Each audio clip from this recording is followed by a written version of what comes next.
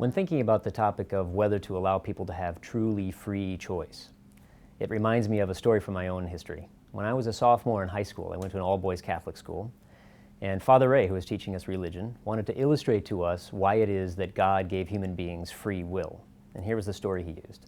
He said, imagine you were walking down the street, a beautiful woman is walking towards you, and you have the power to snap your fingers and make her fall instantly, madly in love with you. Just imagine you had that ability. Of course, we were imagining that ability as we were 14-year-old high school students. And he said, what would be even greater than that ability? Now, of course, we're thinking about that too, 14-year-old boys. And he said, no, what would be even greater than that ability is if she fell in love with you completely of her own accord. That's a really profound moral insight. Now, Father Ray's point was that that explains why God gave us free will. Could God have commanded our obedience? Of course, He's God. But that would have been demeaning both to us and to Him. It would have been to not respect us as moral agents. But we can put the religious part of that aside and just think about that core moral insight.